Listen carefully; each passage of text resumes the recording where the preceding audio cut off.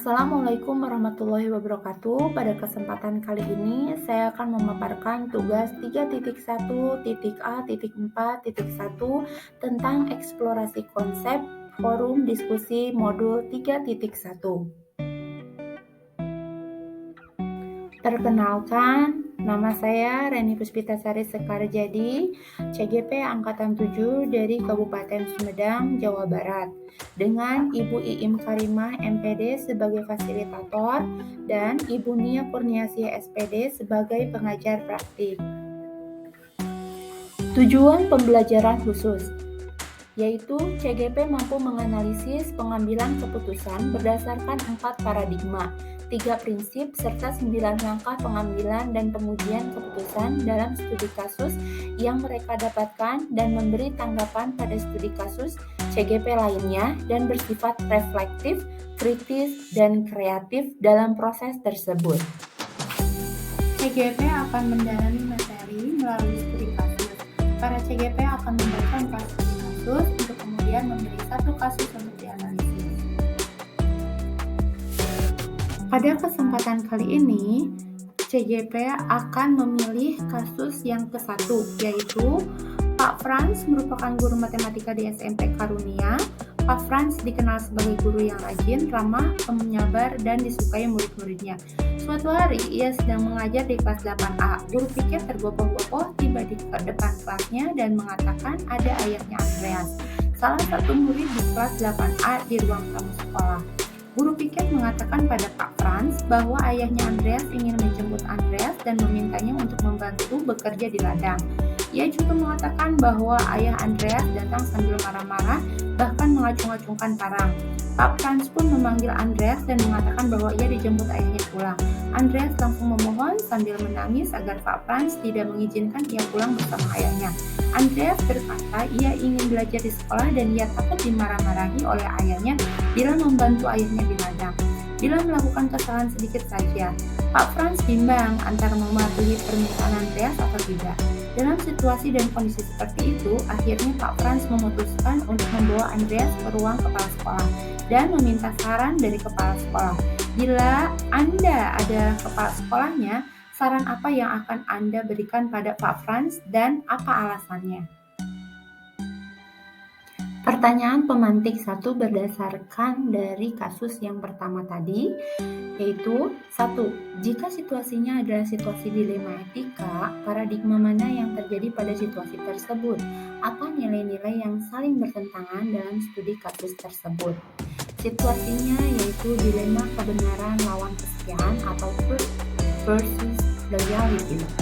Nilai-nilai yang saling bertentangan dalam studi kasus tersebut yaitu apakah saya akan jujur menyampaikan informasi berdasarkan fakta kepada ayah Andreas atau saya menjunjung nilai kesetiaan pada komitmen yang sudah saya sepakati sebelumnya dengan Andreas dan Pak Frans.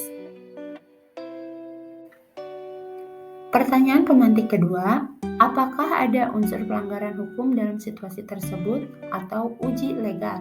Ada, karena situasi yang terjadi mengharuskan saya membuat keputusan antara benar atau salah. Benar, jika saya akan jujur menyampaikan informasi berdasarkan fakta, atau salah, jika saya tetap menjunjung nilai kesetiaan pada komitmen yang sudah disepakati sebelumnya dengan Andreas dan Pak Frans untuk merahasiakan keberadaan Andreas kepada ayahnya. Pertanyaan pemantik yang ketiga, apakah ada pelanggaran peraturan atau kode etik profesi dalam kasus tersebut, yaitu uji regulasi? Ada. Andreas dan Pak Frans meminta agar saya menyembunyikan Andreas secara diam-diam, dan itu telah melanggar kode etik sebagai kepala sekolah, yaitu kejujuran. Namun di sisi lain, tugas guru adalah melindungi peserta didiknya dari ancaman yang berbahaya. Disinilah ada perlawanan antara benar dan salah. Meskipun ayah Andreas lebih berhak atas Andreas, namun saya merasa kasihan dan bertanggung jawab melindungi Andreas dari hal yang tidak diinginkan, karena Andreas adalah salah satu dari siswa di sekolah saya. Pertanyaan pemantik yang keempat, berdasarkan perasaan dan intuisi Anda, apakah ada yang salah dalam situasi ini? Yaitu uji intuisi. Tindakan ini mengundang hal-hal yang akan membuat saya merasa dicurigai telah bekerja sama dengan pihak sekolah, menyembunyikan keberadaan Andreas dari ayahnya. Pertanyaan pemantik yang kelima, apa yang Anda rasakan bila keputusan Anda dipublikasikan di media cetak, elektronik, atau menjadi viral di media sosial? Apakah Anda merasa nyaman? Saya tidak keberatan jika memang hal itu akan dipublikasikan di media cetak atau elektronik atau menjadi viral di media sosial. Mungkin saya merasa tidak nyaman, tapi saya dengan mempertimbangkan dan hasil keputusan bersama dengan komponen sekolah dan pihak yang lain yang terlibat di sekolah memutuskan untuk melindungi Andreas dari hal-hal yang mengancam keselamatan dia. Bahkan jika diperlukan, saya akan menghubungi Komnas Perlindungan Anak untuk meminta bantuannya juga untuk dapat melindungi Andreas. Pertanyaan pemantik yang keenam, kira-kira apa keputusan yang akan diambil oleh panutan atau idola Anda dalam situasi ini? Saya membayangkan panutan saya akan mengambil keputusan yang sama seperti apa yang saya bayangkan, yaitu menyampaikan informasi berdasarkan rasa kemanusiaan, namun tetap menjunjung tinggi nilai kesetiaan, walaupun dengan cara yang berbeda. Pertanyaan pemantik ketujuh, apakah ada sebuah penyelesaian yang kreatif dan tidak terpikir sebelumnya untuk menyelesaikan masalah ini, yaitu investigasi opsi trilema? Saya akan meminta pendapat Andreas dan Pak Franz. Jika saya akan menemui ayah Andreas untuk menyampaikan informasi berdasarkan fakta dan meminta komponen sekolah dapat membantu menyembunyikan Andreas sampai ayah Andreas merasa tenang dan berpikiran jernih.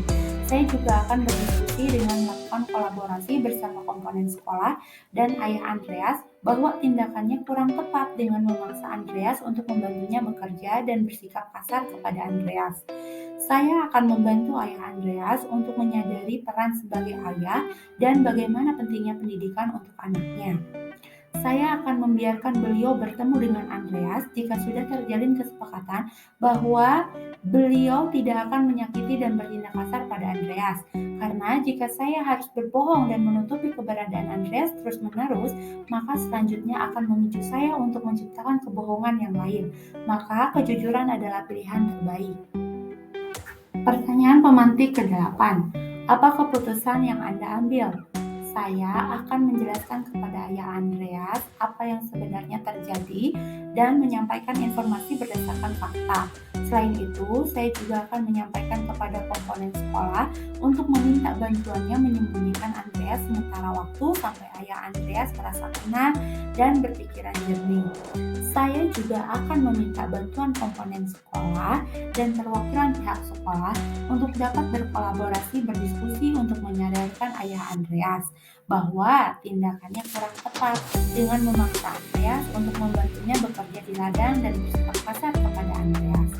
Saya juga akan membantu ayah Andreas untuk menyadari peran sebagai ayah dan bagaimana pentingnya pendidikan untuk anaknya, sehingga sampai terciptanya kesepakatan bahwa ayah Andreas akan bersikap bijak dalam menghadapi keputusan Andreas yang ingin sekolah dan tidak melakukan kekerasan lagi pada Andreas.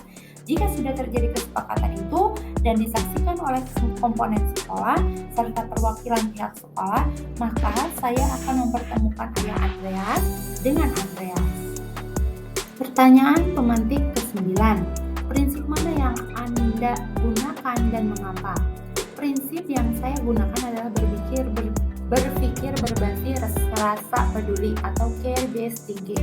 Prinsip ini dikenal sebagai aturan emas dan telah memainkan peran kunci dalam pembelajaran etika, yaitu berpikir berbasis rasa peduli selain memberikan batasan-batasan tindakan kita, namun juga mendukung agar diri kita memikirkan kepentingan orang lain.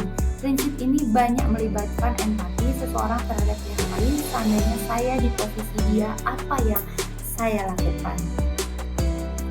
Baiklah, terima kasih atas perhatiannya. Sekian pemaparan tugas dari saya. Wassalamualaikum warahmatullahi wabarakatuh. Thank you.